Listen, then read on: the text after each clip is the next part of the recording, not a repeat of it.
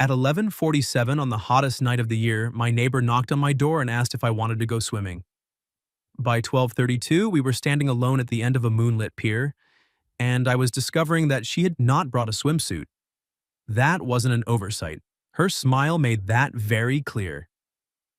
My name is Dylan Mercer. I was 26 that summer, working as an HVAC technician in a city where every air conditioner had apparently signed a suicide pact during the same week. For 6 straight days, the temperature had stayed above 100. I'd spent most of that Thursday climbing into attics hot enough to bake bread, listening to customers say, "I don't know how you do it." The answer was poorly. I got home around 10, took a cold shower, and lay on top of my sheets with a box fan pointed at my face. The duplex I rented had charm, according to the listing. In practical terms, that meant old windows, creaky floors, and electrical wiring that treated a microwave and an air conditioner running together as an unreasonable demand. My neighbor occupied the other half. Her name was Jenna Whitaker. She was 25, designed window displays for boutiques downtown, and could make an empty storefront look like someone's expensive dream. She had moved in 10 months earlier with a boyfriend named Chris, who wore loafers without socks and once asked if my work van was a lifestyle choice. Chris had moved out 4 months before the heat wave. I'd been relieved in a way I had absolutely no right to be. Jenna and I had always gotten along. We took each other's packages inside, shared the narrow front porch, and had an informal agreement that whoever put the trash cans out first could complain dramatically while the other person provided coffee. After Chris left, our conversations changed.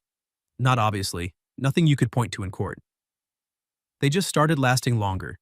She would sit sideways on the porch railing in the evenings, asking about my day. I'd tell her stories about raccoons and ductwork and homeowners who tried fixing compressors with online tutorials. She'd describe the strange requests she got from boutique owners, including one woman who wanted a summer display that felt coastal but emotionally unavailable. Jenna and I flirted around the edges of friendship, then pretended we hadn't. I had reasons for being careful. 18 months earlier, I'd ended an engagement that should have ended long before the ring. Afterward, I made myself a promise. No relationships built on convenience, loneliness, or seeing someone every day. Dating the woman who lived 12 feet from my kitchen seemed like a creative way to break all three rules at once. So when Jenna knocked that night, I opened the door expecting a tripped breaker or a spider large enough to require backup. Instead, she stood there in a fitted cream tank top and a light rust-colored skirt, her dark hair twisted into a loose knot. A canvas tote hung from one shoulder, and she held up her car keys. "Put on shoes," she said. I leaned against the doorframe. "Good evening to you too." "It's too hot for manners. It's too hot to leave the house. Exactly why we're leaving." I looked past her toward the porch. Heat shimmered above the sidewalk even at midnight. "Where?" "Lake Merritt. That's 40 minutes away. 32 with no traffic. The park closes at 10. One side does." There was a brightness in her eyes I hadn't seen since before Chris left. Not reckless exactly. More like she had already made a decision and was enjoying how long it took me to catch up. "You're inviting me to trespass?" I asked. "I'm inviting you to swim. Trespassing is such an ugly word for walking past a sign. I have work at 7. You've been saying that every night for 3 months. Because I have a job every morning." Her gaze moved over my gray t-shirt and plaid sleep shorts. "You're dressed perfectly. For an arrest? For a bad decision?" I should have said no. Instead, I grabbed my sneakers. Jenna's old blue hatchback smelled like citrus air freshener and the iced coffee she had forgotten in the cup holder that morning. She rolled down the windows because her air conditioner had stopped working 2 days earlier. "You live next door to an HVAC technician," I said as we pulled away, "and you could have mentioned that." "I did." "When?" "Tuesday. You were carrying 2 toolboxes and talking on the phone. That wasn't mentioning it. That was expecting telepathy." I said, "My car is trying to kill me." "I thought you meant you're driving." She looked over, offended for roughly half a second. Then she laughed, and I felt it in the center of my chest. The roads were nearly empty. Warm air rushed through the car, lifting strands of hair from her neck. She played an old playlist, songs with too much guitar and choruses we both pretended not to know. 20 minutes into the drive, she caught me singing. "You know every word," she said. "I know sounds that resemble the words. You pointed at me during the chorus. That was traffic related. There's nobody else on the road." Then it worked. She smiled toward the windshield, but her hand shifted on the console until her fingers rested inches from mine. Neither of us moved. That small gap became the loudest thing in the car. I looked at her profile in the dashboard glow. Jenna was beautiful, but it wasn't only the obvious things, the dark eyes, the soft curve of her mouth, the way the summer air had turned her cheeks pink. I liked how closely she noticed people. I liked that she could be playful without being careless. I liked that when I spoke, she listened as though she hadn't already decided what I meant. And I was tired of pretending I hadn't noticed any of it. "You've been quiet for 6 whole seconds," she said. "Should I be worried?" "I'm wondering why you picked me." Her smile faded slightly. "To come swimming," I added. "I know what you meant." A mile passed beneath us.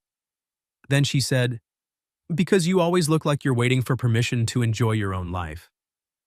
That landed harder than I expected. "And you thought you'd grant it?" "No." She glanced at me. "I thought I'd dare you." Lake Merritt wasn't a developed beach. It was a long stretch of dark water surrounded by pine trees and scattered private cabins, most of them unoccupied during the week. Jenna parked beside a narrow gravel path and took a small flashlight from her tote. "You've done this before," I said. "My aunt used to own a cabin here. I spent every summer at this lake until I was 16. "So we're not trespassing?" "Oh, we're definitely trespassing. I just know where." The path opened onto a small wooden pier. Moonlight lay across the water in silver bands, and the lake was so still that stepping onto the dock felt like entering a different night. The city heat, the service calls, the fan rattling beside my bed, all of it suddenly seemed very far away. Jenna slipped off her sandals and walked to the edge. I set down my towel and pulled my shirt over my head. When I looked up, she was watching me, not accidentally. Her eyes traveled over my chest before meeting mine again, and instead of looking embarrassed, she tilted her head. "Work agrees with you," she said. "You've seen me carry groceries. Not shirtless." My pulse kicked. "Jenna, Dylan. That tone usually means you're about to make my life difficult." "Only temporarily." She set her tote beside mine. That was when I noticed it held 2 towels, 2 bottles of water, and nothing else. "No swimsuit?" I asked. She turned her back to the lake and looked at me with a slow, provocative smile. "No." I waited for her to laugh. She didn't. Then she hooked her thumbs lightly at the waistband of her skirt and lowered it just enough to make my brain forget every useful skill I had ever learned. "You drove me 40 minutes into the woods," I said carefully, "knowing you didn't bring one. I drove you to a lake at midnight during a heat wave." Her voice softened. "What exactly did you think I had planned?" The teasing was still there, but something more vulnerable moved underneath it. She wasn't only trying to shock me, she was asking me to stop hiding. Jenna held my gaze and stepped closer until the warm scent of her skin replaced the pine around us. "So," she whispered, "are you getting in with me, or are you going to spend another 4 months pretending you don't want to?" There are moments when your life divides cleanly into before and after. Standing on that pier with Jenna inches away from me was one of them. Before I could tell myself I'd imagined the lingering looks and late porch conversations. I could call our chemistry neighborly friendliness. I could pretend that wanting her didn't matter because I was disciplined enough not to act on it. After her question, none of those lies survived. "I don't need 4 months to answer," I said. Her smile returned. "Good. But I have one condition." "That sounds suspiciously responsible." "You go first." Jenna laughed under her breath. "Nervous?" "Trying to be respectful." The humor in her expression softened. She touched 2 fingers to the center of my chest. It was a small gesture, but every muscle in my body went still beneath it. "That," she said, "is exactly why I picked you." Then she turned me around by the shoulders. "Don't peek. You just accused me of pretending I'm not interested. Interested and trustworthy aren't opposites."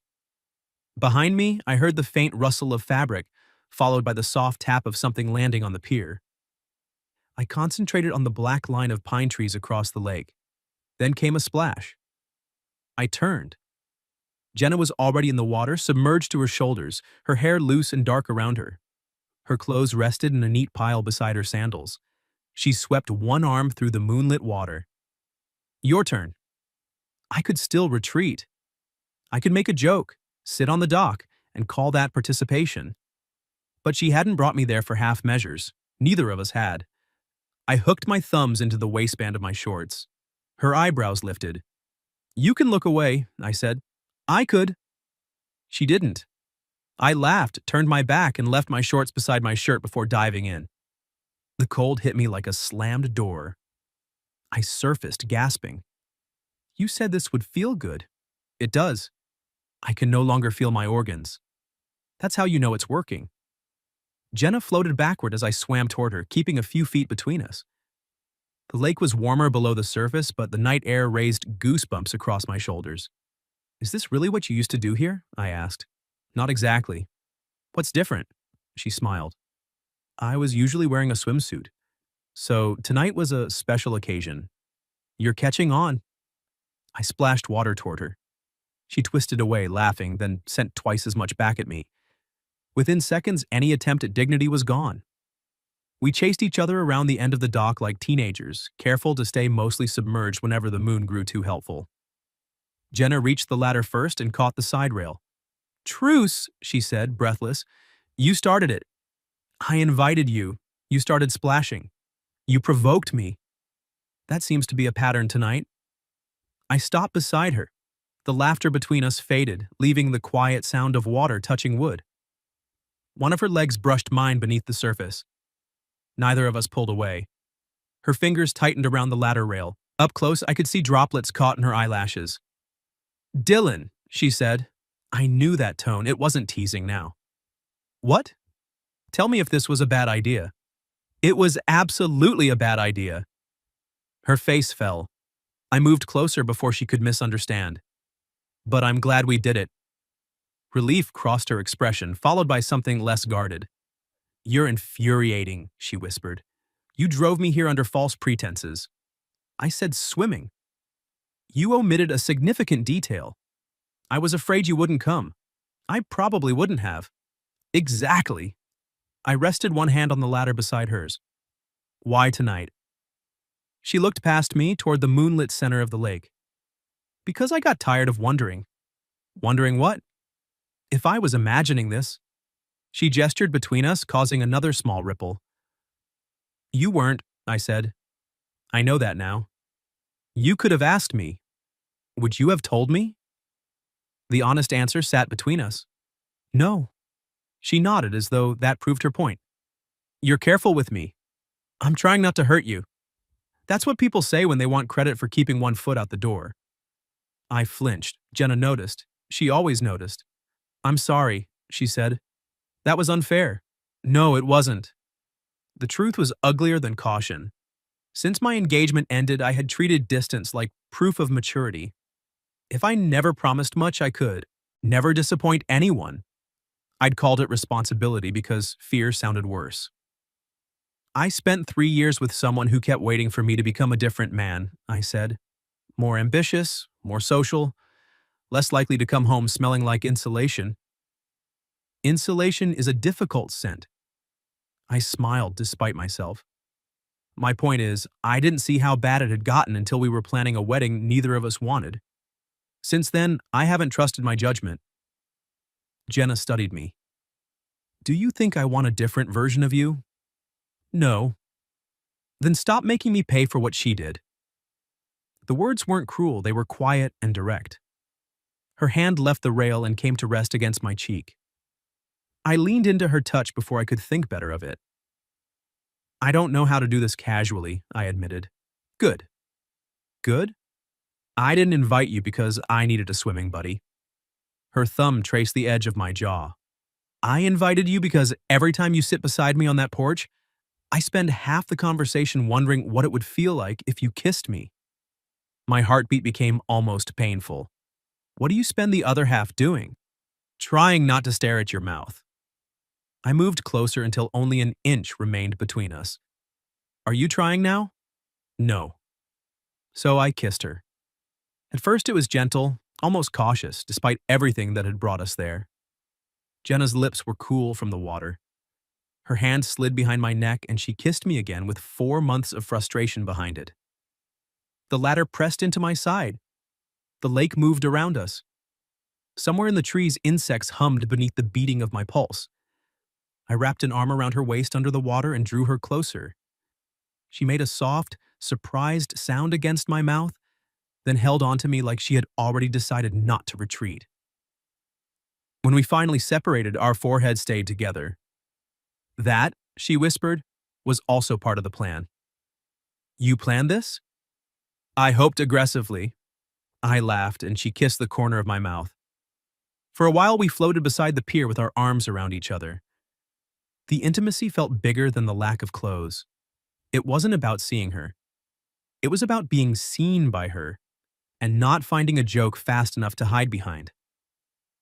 Eventually, Jenna shivered. We should get out, I said. You first. You watched me get in. And I have no regrets. I climbed the ladder and wrapped a towel around my waist, then turned my back while she got out. A moment later, her towel brushed my arm. You can look, she said. She had wrapped it around herself, her wet hair spilling over her shoulders. We sat at the end of the pier with our feet above the water. Jenna leaned against me. I put an arm around her, and she tucked her head beneath my chin as naturally as if we had done it 100 times. So what happens when we go home? She asked. I take you out tomorrow. Her head lifted. On a date? A real one. I thought you had work. I'll survive one tired day. She smiled. Look at you, enjoying your own life. I had permission. No, you made a choice. She was right. I bent and kissed her again, slower this time. When I pulled back, the smile remained on her lips, but uncertainty had entered her eyes. There's something else, she said. Every instinct in me tightened. What? The boutique group I work for offered me a promotion. That's great. It would be. The way she said it stopped me from celebrating. Where? Denver. The lake suddenly felt much colder. I found out yesterday, she continued. They want an answer by Monday. Monday was 3 days away. I looked down at her hand resting beside mine on the weathered boards. Is that why you brought me here? Partly. She threaded her fingers through mine. I couldn't decide whether to leave while I was still pretending there was nothing worth staying for. Her hand held mine tighter. And now? I asked. Jenna looked at me, her expression open and frightened. Now I know I wasn't imagining us. For several seconds, I said nothing. Jenna's promotion hung between us, turning the dock beneath us from a beginning into a deadline. Denver was nearly 1,000 miles away. It wasn't a different neighborhood or even a different state. It was plane tickets, time, zones, and carefully scheduled phone calls. It was everything I had been avoiding, arriving 5 minutes after our first kiss. You should take it, I said.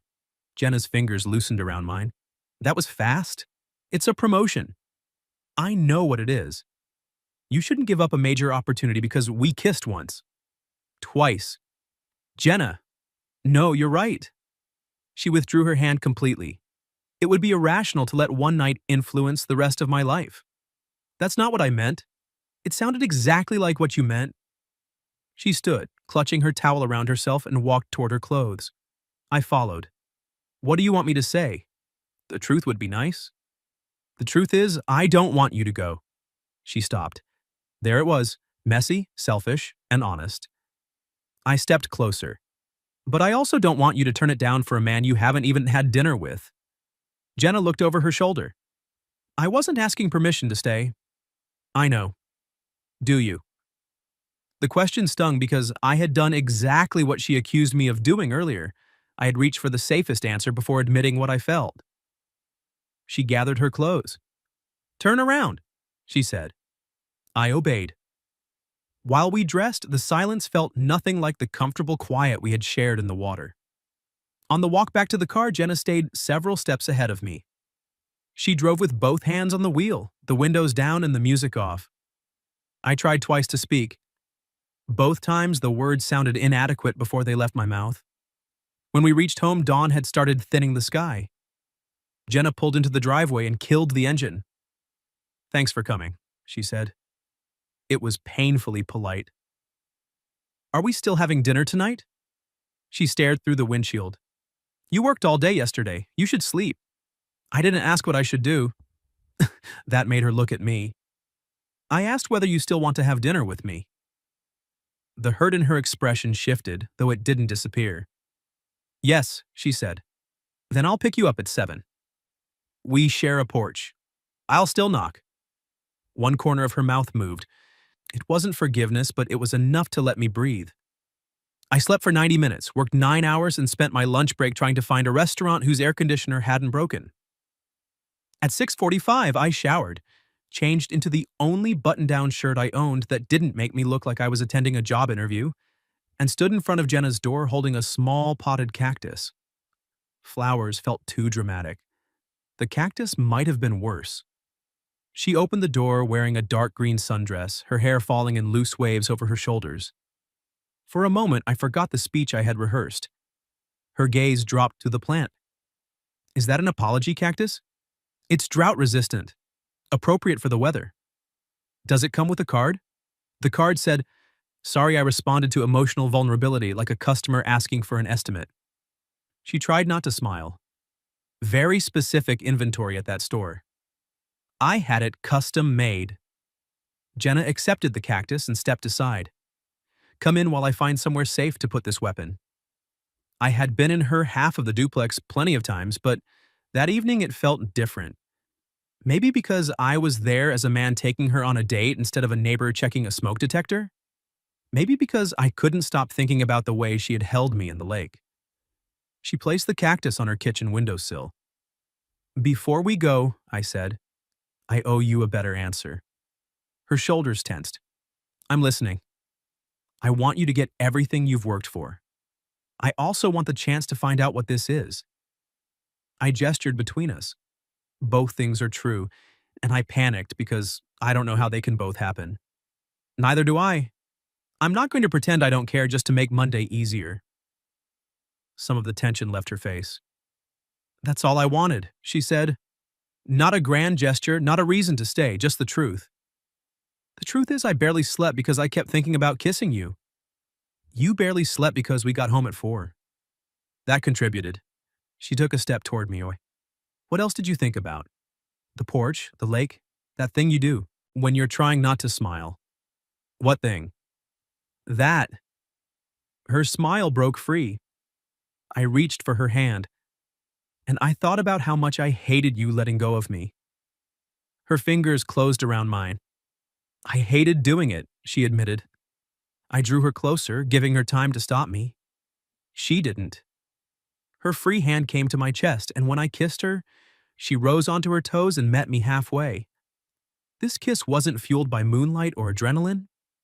We were in her kitchen beneath an aggressively bright ceiling fixture, with an apology cactus watching from the windowsill. It was better. It felt chosen. When we parted, she smoothed the front of my shirt. "Your collar is crooked," she whispered. "I've been under a lot of pressure." I can tell." "Still want dinner?" "Yes, but if you say I should order whatever I want because it's my decision, I'm leaving." I was going to recommend the chicken. The restaurant was a 24-hour diner by the interstate, with cold air conditioning and laminated menus. Jenna ordered pancakes for dinner. I got a burger, then surrendered half my fries because she kept reaching across the table. "This is theft," I said as she took another. "We're dating now. It's taxation." "Are we?" She paused with the fry halfway to her mouth. I hadn't meant the question as a challenge, but it landed that way. "I'd like to be," I said. Jenna set the fry down.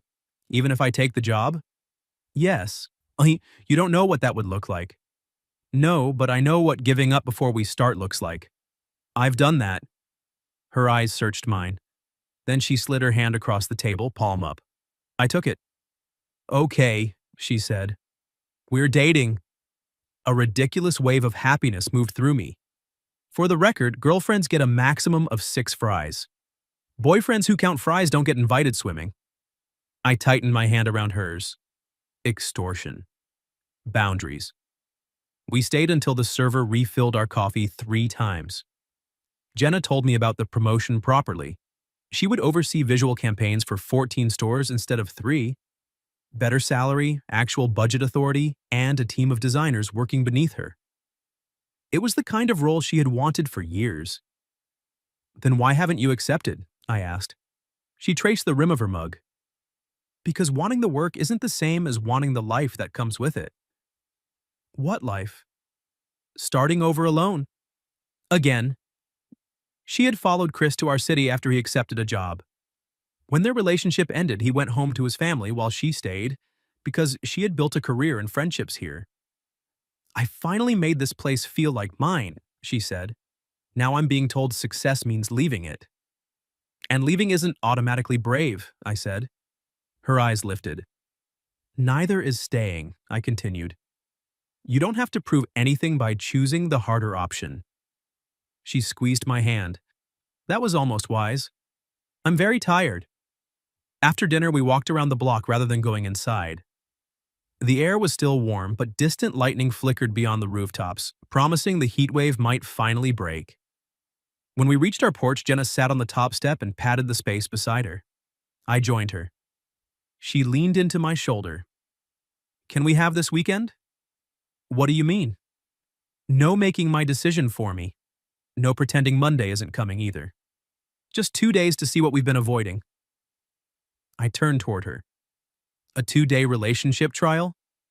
That sounds terrible. Intensive dating seminar? Worse. I kissed her temple. How about our first weekend? She smiled against my shoulder. That one. Thunder rolled somewhere beyond the city. We sat there until the first cool wind moved down the street. Then Jenna stood and held out her hand. I expected her to say goodnight. Instead, she pulled me toward her door.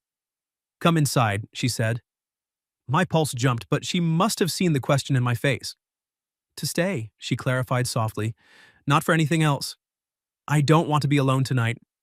I followed her in. We fell asleep fully clothed on her couch, her head on my chest and my arm around her waist. At 6 in the morning, Jenna's phone vibrated on the coffee table. She shifted against me, reached for it, and read the email. I felt her entire body go still. What is it? She handed me the phone. The company had changed the terms. The promotion was still hers, but only if she could report to Denver in 10 days. 10 days. Jenna sat up on the couch and read the email again as though a second look might reveal a less alarming number. It was supposed to be 6 weeks, she said. I rubbed sleep from my eyes. Did they explain why it changed? The regional director quit. They want me there for the fall campaign meeting. Can you ask for more time? I can ask. But? She lowered the phone. If I need 6 weeks to decide, they'll find someone who doesn't. Morning light came through her blinds in narrow stripes. Her hair was tangled from sleep, and one side of her face bore the faint imprint of my shirt button. 10 minutes earlier, waking with her against me had felt like a glimpse of something I could get used to. Now a countdown had appeared over it. Jenna walked into the kitchen and started making coffee. She moved too quickly, opening the wrong cabinet twice. I came up behind her and rested my hands lightly on her shoulders. Breathe. She did, though the breath shook on the way out. What do you want me to do? She asked. I turned her toward me. You don't have to decide at 6 in the morning. That isn't an answer.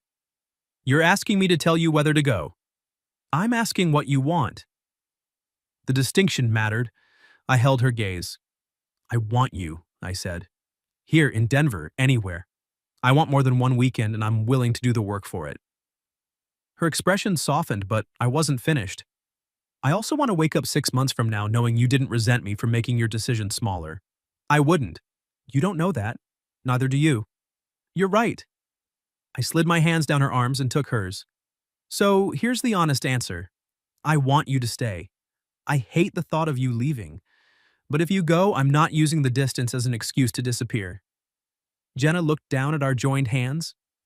You'd try long distance? I'd do more than try. I'd buy plane tickets. I'd call when I said I would. I'd learn to sleep without stealing your blanket.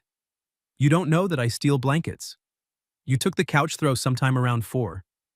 I was cold. You wrapped yourself like a burrito. Her mouth curved despite everything. I'd visit, I continued, and I'd expect you to come back sometimes. We'd figure out whether this can become something real without requiring either of us to sacrifice a career after 3 dates. We've had 1 date. The lake counts. The lake was an ambush. It was memorable. She stepped closer and rested her forehead against my chest. I'm scared, she admitted. So am I. Last night felt like we finally opened a door, and this morning someone moved the whole building. I put my arms around her. Then we stopped trying to solve the next year before breakfast. She looked up. What do we solve? Today. And what happens today? I make you coffee because you're doing it wrong. She gave me a tired laugh. Then she kissed me. It wasn't a dramatic kiss. It was warm and sleepy, carrying the vulnerability of 2 people who had admitted they wanted something neither knew how to keep. When she pulled away, she touched my cheek. Okay, she whispered. Today. We treated Saturday like an entire relationship compressed into 12 hours. We got breakfast from a food truck and ate in the shade behind the farmer's market. Jenna bought peaches despite insisting they were impossible to eat with dignity. Juice ran down her wrist on the first bite. I handed her a napkin. Not one word, she warned. I was going to say you look elegant. You were going to say something about our first date ending in nudity and our second starting like this. I'm more sophisticated than that. You brought me a cactus. After breakfast, she took me to the boutique where she worked. The store was closed, but she had a key. She led me through the displays she'd built, explaining why the colors, heights, and lighting mattered. I had passed those windows dozens of times without understanding how much of her was in them. This is my favorite, she said, stopping beside a display built around suspended paper birds and pale blue fabric. You made all of those? 219. That sounds less like art and more like a cry for help. She bumped her shoulder against mine. Then she showed me the concept sketches on her tablet for the campaign she would lead in Denver. Her voice changed when she talked about it, faster, brighter, full of certainty. Watching her, I understood something I hadn't wanted to admit. She needed to take the job. Not because leaving was brave or because ambition mattered more than us. She needed to take it because the work made her more herself. Jenna saw the realization on my face. Don't, she said. Don't what? Look at me like you've made my decision. I haven't. You think I should go. I think you light up when you talk about it. Her eyes glistened. That doesn't make this easier. I know. Tell me you wish the offer had come from somewhere here. I wish it had come from the building next door. She laughed through the tears gathering in her eyes. I wiped one away with my thumb. And I wish we'd stopped being cowards months ago, I said. We? You had a boyfriend. After Chris. I was trying to be respectful. You were hiding. So were you.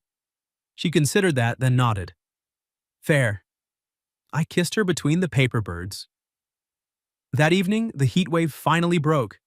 Rain swept through the city so suddenly that the street outside the duplex vanished behind silver sheets.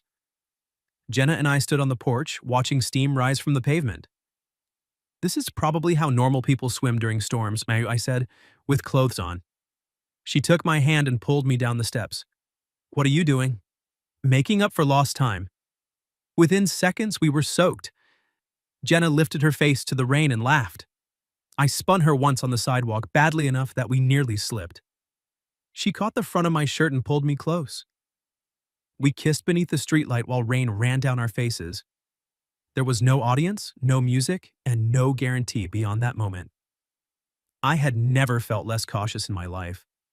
On Sunday morning, Jenna called her future boss. She asked for a few extra days. They gave her 2. She asked whether she could begin remotely. They said the campaign meeting had to be in person. Then they asked for her answer. Jenna looked across the kitchen table at me. I nodded, not to decide for her, but to remind her she wasn't alone. I accept, she said. The words hurt. They also made me proud. After the call, she sat motionless for a moment. Then I moved around the table and pulled her to her feet. You okay? I asked. No. Me neither. She pressed her face against my shoulder. Tell me this wasn't a mistake. I can't promise that. She drew back, startled. I can promise it won't be a mistake because of me, I said. I'm not going anywhere just because you are. Jenna kissed me hard enough to make the edge of the table dig into my hip. The next week passed in cardboard boxes and lists. I worked during the day and helped her pack at night. We argued about whether 6 decorative pillows were necessary for one woman, then loaded all 6 because she threatened to leave my cactus behind. On her final night, we sat on the porch floor between 2 open boxes, eating takeout noodles. Her half of the duplex was nearly empty. You know, she said, most people date longer than 11 days before testing a 1,000-mile relationship. Most people wear swimsuits on a first date. You're never letting that go, are you? Absolutely not. She set down her carton and turned serious. My car can't hold everything. The movers are coming tomorrow and I was going to fly out Tuesday. Okay, but I changed my mind. My stomach tightened. About the job? No. She took my hand. About flying. What are you saying? I want to drive. That's a long trip alone. I don't want to go alone. The meaning settled between us. You want me to come with you? Just for the drive. Help me get settled. See Denver. See what I'm asking you to be part of. I thought about my schedule, the service calls waiting, and all the careful reasons I could give her. Then I thought about the pier and the question that had started everything. Are you getting in with me? When do we leave? I asked. Her eyes brightened. Tuesday morning. I'll make it work. Jenna leaned over and kissed me, smiling against my mouth. Then she pulled back. There's one more thing, she said. What? I don't want you to come only to help me unpack. Her fingers tightened around mine. I want you to look at the city and tell me whether you could ever imagine staying. There was a version of me who would have heard Jenna's question as pressure. That version would have reminded her we had been dating for 11 days. He would have listed every reason moving to Denver was unrealistic and called the list maturity. But I wasn't that man anymore. At least, I didn't want to be. I can imagine it, I said. Jenna searched my face. You haven't seen it yet. I don't mean Denver specifically, I mean building a life somewhere with you. Her eyes filled and she looked away before the tears could fall. I'm not asking you to move next week, she said. I know how insane that would be. Good, because I have 3 installations scheduled. She laughed and wiped beneath one eye. Romance is alive. I'm saying I'll look, really look. I won't visit and spend the whole time proving why it can't work. That's all I'm asking. I lifted our joined hands and kissed her knuckles. And if I hate Denver, I said, we'll find another answer. What if you love Denver and hate my new apartment? Then I'll help you move again. What if the altitude makes you dramatic? I'm already dating a woman who ambushes men at lakes. I can handle drama. She climbed onto my lap and kissed me until I nearly knocked over the noodles. Tuesday morning, we loaded Jenna's hatchback. The rear suspension dipped alarmingly beneath her clothes, kitchen supplies, and the 6 decorative pillows she refused to abandon. I had arranged 5 days off. My manager assumed I was having a crisis because I had never voluntarily taken more than a long weekend. He wasn't entirely wrong. Jenna locked her door and stood on the porch, staring at the empty half of the duplex. Ready? I asked. No. I held out my hand anyway. She took it. We drove west with the windows closed because I had repaired her air conditioner before we left. Apparently, love was patient, kind, and capable of replacing a compressor clutch. The trip took 2 days because Jenna stopped for every scenic overlook and one roadside attraction advertised as the world's largest rocking chair. It's not even functional, I said, standing beneath it. You're upset because you wanted to sit in it. I'm upset about false advertising. She photographed me frowning beneath the chair and made it the picture attached to my contact information. That night, we stayed at a motel beside the highway. The room had 1 bed, a buzzing neon sign outside the window, and an air conditioning unit old enough to qualify for historic protection. I fixed it with a screwdriver from my bag. Jenna sat cross-legged on the bed, watching me. You really do bring tools everywhere. You brought 6 pillows to Colorado. Those are emotional tools. When the unit finally hummed to life, I turned around and found her standing behind me. She slipped her arms around my waist. "Thank you for coming," she said. "I told you I would." "I know, I'm still getting used to someone doing that." I understood what she meant. Chris had promised plenty according to the fragments she'd shared. He just treated promises like optimistic suggestions. I brushed a strand of hair from her face. "I'm going home after this trip," I said softly. "I know. And I don't know when or if I can move." "I know that too. But I'm here now. When I leave, I'll call. When we make plans, I'll keep them. You won't have to guess whether I'm still choosing you." Her hands tightened behind my back. "Neither will you," she said. Then she kissed me, and that anonymous motel room became the place we made our first real promise. Not forever. Not yet. Just honesty, effort, and no more pretending. Denver appeared the next afternoon, the skyline rising against mountains so large they looked painted onto the horizon. Jenna's apartment was on the third floor of an old brick building. It had tall windows, uneven floors, and a narrow balcony, overlooking an alley. "It has charm," she said. "That means bad wiring." "You're impossible." "You like me." "I do." The words were simple, but they stopped me. She seemed surprised by them, too. I set down the box I was carrying. "Say that again." "I like the apartment." After that, her smile became shy. "I like you." I crossed the room, took her face in both hands, and kissed her. "I like you too," I whispered. "Good, because these boxes are extremely heavy." We spent 2 days unpacking and exploring the city. Jenna showed me the office where she would work. I found an independent hardware store 3 blocks from her apartment, and 2 HVAC companies advertising for experienced technicians. I didn't apply, but I took pictures of the signs. On my last evening, we walked to a hill overlooking the city. Sunset turned the mountains copper and gold. Jenna stood in front of me with my arms around her waist. "Well?" she asked. "Well, what? Could you stay?" I considered giving her a joke. Instead, I gave her the truth. "Yes." She turned in my arms. "Not tomorrow," I continued. "I need time. We need time. I want to know we work on ordinary days, not only during heat waves and road trips." That sounds annoyingly reasonable. "But if we still feel this way in 6 months, I'll start making real plans." She touched my cheek. "And until then?" "We become experts in airport security." Long distance wasn't romantic most of the time. It was missed calls, delayed flights, and eating dinner over video while one of us fought bad internet. It was Jenna crying after a campaign meeting went badly and me wishing I could do more than listen through a speaker.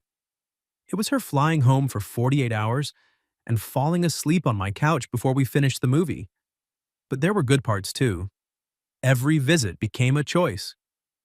She met me at the Denver airport wearing the cream tank top from the lake because she knew exactly what it did to my concentration. I mailed her the apology cactus after she accused me of loving it more than she did. She sent me pictures of it thriving on her kitchen windowsill. At 4 months, I told my manager I was considering moving. At 5, I interviewed with a commercial HVAC company in Denver. At 6, they offered me a job with better pay and actual vacation time. I didn't accept immediately. I called Jenna. "Do you still want me there?" I asked. She was quiet long enough to make my heart pound. Then she said, "More than I wanted you at the lake." I accepted. I rented an apartment 2 blocks from hers rather than moving in immediately. Jenna pretended to be offended for 7 minutes, then admitted she liked that we were choosing each step instead of rushing to prove something. By the following summer, we were ready. We found a small house together with a wide porch, reliable wiring, and just enough yard for Jenna to insist we could grow tomatoes. On the anniversary of that first midnight swim, we drove back to Lake Merritt. The same moonlight stretched across the water. The same pier creaked beneath our feet. This time, Jenna carried a bag. "Did you bring swimsuits?" I asked. She gave me the smile that had changed my life. I brought options. We sat at the end of the pier, her head on my shoulder and my hand resting over hers. Behind us were 2 towels, 2 swimsuits, and the keys to a home waiting in Denver. For years, I had believed love was proven by certainty. Jenna taught me it was proven by choice, especially when certainty wasn't available. Then she stood, held out her hand, and asked if I was getting in. I took it without hesitation. What would you have done if your neighbor invited you for a midnight swim and only at the lake revealed she hadn't brought a swimsuit? Have you ever experienced anything similar? Tell me your story in the comments. And for those who'd like to be a little closer to us, we've opened memberships where you'll get shorter exclusive stories every week with no ads. If you like this one, leave a like, subscribe, and I'll see you in the next video.